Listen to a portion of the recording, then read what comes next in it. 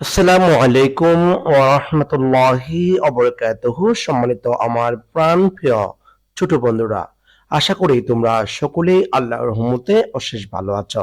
আজকে আমরা আলোচনা করব তোমাদের ২৬ সালের ইংরেজি যে বই আছে ওই ইংরেজি বই থেকে আজকে আমরা ৫ নাম্বার ইউনিট থেকে কিছু ১০টি বাক্য তোমাদেরকে একেবারে শুরু থেকে শেষ অবধি পর্যন্ত বোঝানোর চেষ্টা করব। আজকে আমাদের যে ১০টি বাক্য আলোচনা করব সেটার মূল বিষয় হচ্ছে কারেক্ট ফর্ম অফ ভার্বস থেকে, এবং তোমাদের বই থেকে আমরা নিয়েছি বাক্যগুলো দ্য লিটল ডক্টর। ইউনিট হচ্ছে ৫ এবং আমাদের ধারাবাহিক ক্লাস হচ্ছে ১১ নাম্বার। এর আগে আমি ১০টি ক্লাস আপলোড করেছি, আশা করি তোমরা ক্লাসগুলো দেখে উপকৃত হবে।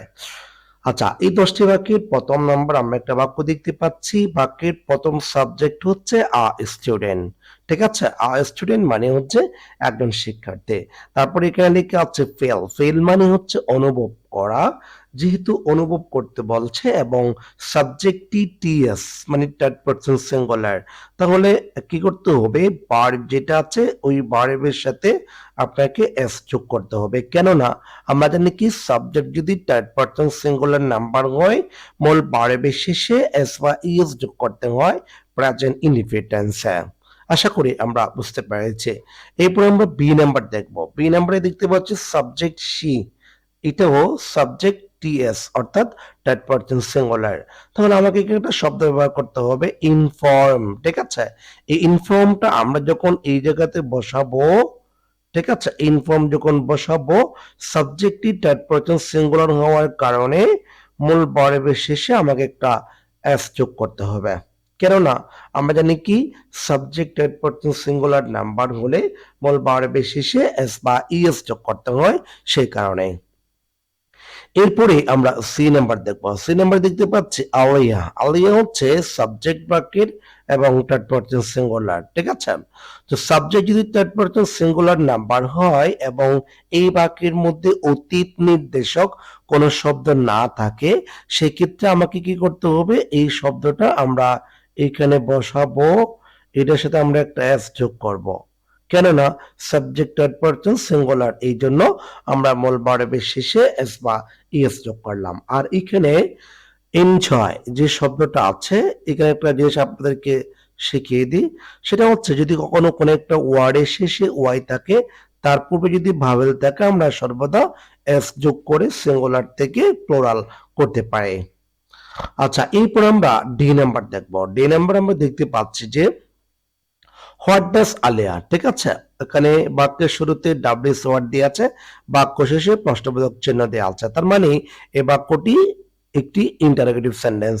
আচ্ছা, আমার বাক্যের শুরুতে আছে হোয়াট, ঠিক আছে, তারপরে আছে ডাস। ডাস হচ্ছে এবি ভার্ব। ঠিক আছে, তারপর লেখা আছে সাবজেক্ট, তারপর ভার্ব বসাতে হবে। আমরা জানি কি ডাব্লিউএস ওয়ার্ডের পর যদি এবি ভার্ব থাকে, এরপরে সাবজেক্ট হয়, এরপরে যে ভার্ব আছে সেটি বি ওয়ান হবে। তার মানে আমরা এটা ডু এ দিব, অন্য কোনো কিছু পরিবর্তন করব না। তার মানে what does Alia do as a little doctor. এরপর আমরা এই নাম্বার দেখব। এই নাম্বারে দেখতে পাচ্ছি সাবজেক্ট হচ্ছে আলিয়া, তারপর এখানে to make oil saline for her brother. তাহলে এখানে যেটা ওয়ান্ট আছে, ওয়ানটা আমরা এই জায়গাতে বসাবো। ঠিক আছে, এখন কথা হচ্ছে সাবজেক্ট যেহেতু থার্ড পারসন সিঙ্গুলার, এই জন্য আমরা এই ওয়ানটার সাথে একটা এস যোগ করব। এখন আমরা জানি কি সাবজেক্ট যদি থার্ড পারসন সিঙ্গুলার নাম্বার হয়, মূল ভার্বের শেষে আমরা এস বা এস যোগ করব। তো আমরা এখানে এস যোগ করলাম। এরপর আমরা এফ নাম্বার দেখব। এফ নাম্বারে দেখতে পাচ্ছি রাতুল। সাবজেক্ট ওয়ান্স টু, এখানে একটা টু আছে। আমি এর আগে বলছিলাম টু এর পর যদি শূন্যস্থান থাকে এবং এই টু এর পর আমাকে যখন ভার্বটি বসাতে হবে, এই ভার্বটা অবশ্যই ভার্বের প্রেজেন্ট ফর্ম হবে, অর্থাৎ বি ওয়ান হবে। আমরা এদের সাথে কখনো এস বা ইএস আমরা যোগ করতে পারবো না। আশা করি আমরা বুঝতে পেরেছি।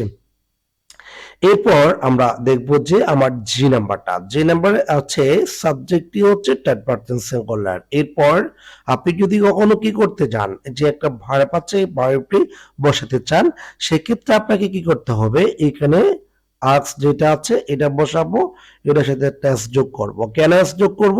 আমার সাবজেক্ট থার্ড পারসন সিঙ্গুলার, এই জন্য মূল ভার্বের শেষে আমরা এস যোগ করলাম।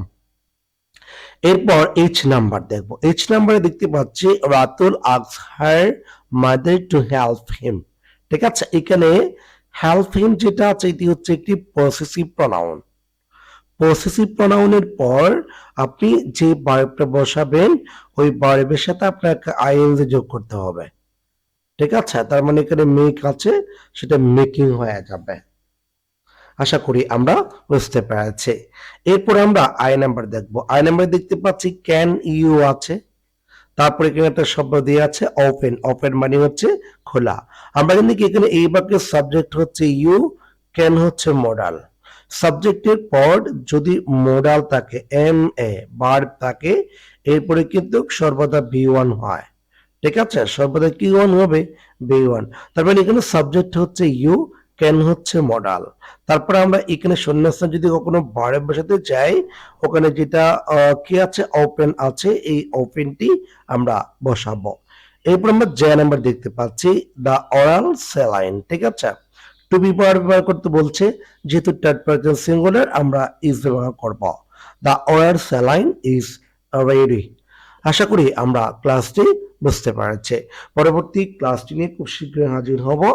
তো আজকের ক্লাসে আমরা 10টি বাক্য আলোচনা করেছি। তোমরা কিভাবে বুঝছো, কেমন বুঝছো সেটি আমাকে জানাবে। আমি পরবর্তী ক্লাসটি নিয়ে খুব শীঘ্রই তোমাদের কাছে হাজির হচ্ছে।